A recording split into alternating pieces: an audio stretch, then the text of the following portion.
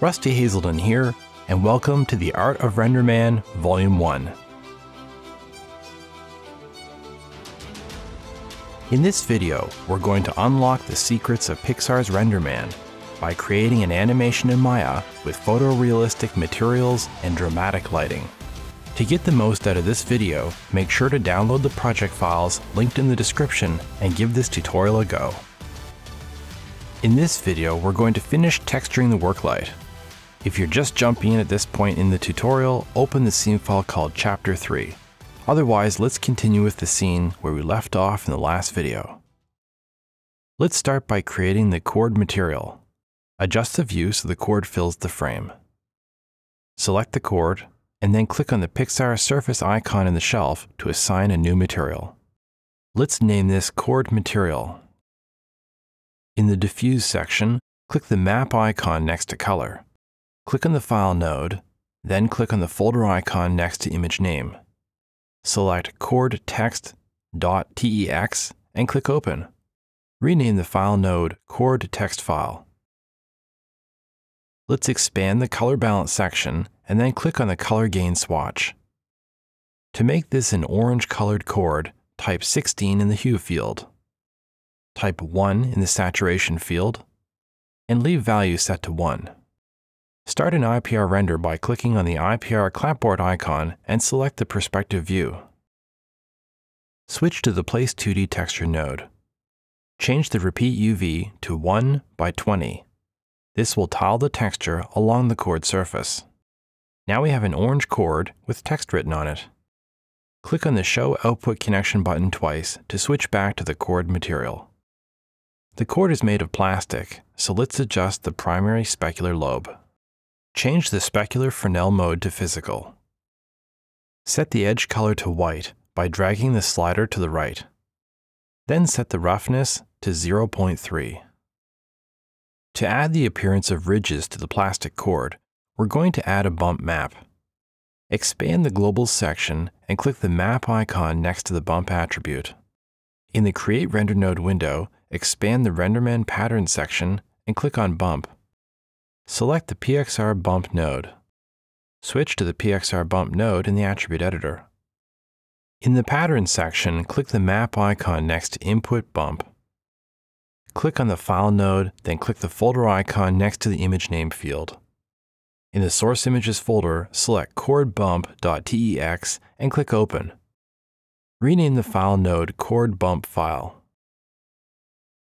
Next, we're going to create a metal material for the reflector. Adjust the perspective view so we're looking at the back of the reflector surface. Select the reflector and click on the Pixar surface icon to create a new material. Let's name it Metal Material. Drag the diffuse color slider to the left to set the color to black. This material will be reflective, so let's set the specular Fresnel mode to physical. Drag the edge color to white, and then click on the Extinction Coefficient swatch. Set the hue and saturation to 0, then set the value to 2. Raising the extinction coefficient above 0 changes the reflection from a dielectric material to that of a metal material. Common values for a metallic material vary from 1 to 3. Now the metal has a bright chrome-like appearance. To make the work light appear aged, let's use a texture map to add tarnish to the surface. Click the map icon next to edge color, then select the file node. Click the folder icon next to the image name field.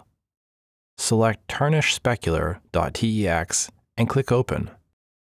Click on the IPR clapboard icon to refresh the render view. Rename the file node Tarnish File. Click the Output Connection button to switch back to the metal material. It's still a bit too reflective, so let's use the roughness control to blur the reflections. Set the roughness to 0.35. Let's make a similar material for the nails. Adjust the view so the front of the work light is visible. Set the current time to frame 169 so the R-shaped nail is resting on the floor. Then select the bent nails in the outliner and click on the Pixar surface icon to create a new material. Let's name it Nail Material. In the Diffuse section, click the map icon next to Color. Click on the File node, then click on the folder icon next to Image Name. Select nail.tex and click Open. Rename the file node Nail File. Click the IPR clapboard icon to refresh the render view. Then click the Output Connection button to switch back to the nail material. Set the Specular Fresnel mode to Physical. Drag the edge color to white, and then click on the Extinction Coefficient swatch and set the value to 2. Now the nails have a shiny metallic appearance. Let's age the nails a bit by adding a texture map to the edge color attribute. Open the Hypershade and select the nail material. Then click the Show Input and Output Connections button to regraph the shading network. We're going to reuse the existing nail texture for the specular edge color. Connect the nail texture out color to the nail material specular edge color. Click on the shading group name and change it to nail_SG. Then close the Hypershade. Now that we've assigned the nail texture to the specular face color attribute, there are patches of shiny metal on the nails. Select one of the bent nails and switch to the nail material. Set the roughness to 0.3. Select the R nail in the outliner. Switch to the rendering menu set, and from the lighting and shading menu, select Assign Existing Material, Nail Material. The rest of the nails scattered throughout the scene are loaded from an Alembic file. Select the Scattered Nails object in the outliner, and then switch to the Shape node.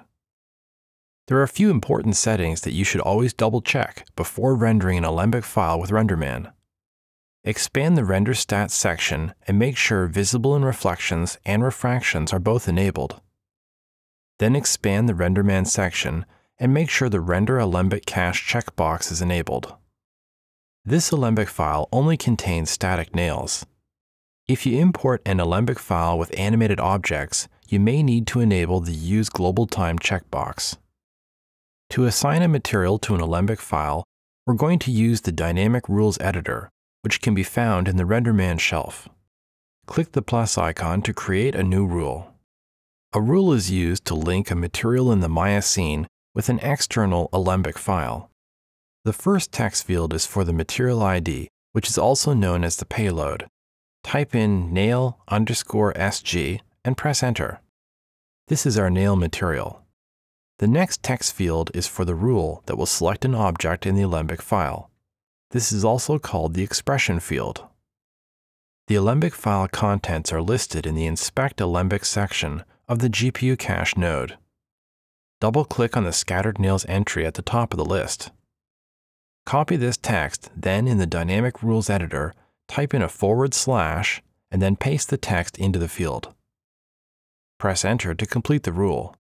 After modifying a rule, you'll need to restart the IPR render. Close the Dynamic Rules Editor. Let's zoom out a bit in the perspective view so we can see the whole scene. Well, there we have it. All the objects are now textured. In the next video, we're going to move on to my favorite part, which is lighting the scene. Well, let me know if you like this video. And be sure to subscribe and hit the bell so you don't miss the next tutorial. If you have any questions or suggestions, post them down below in the comments and I'll take a look. I'm Rusty Hazelden, and thanks for watching.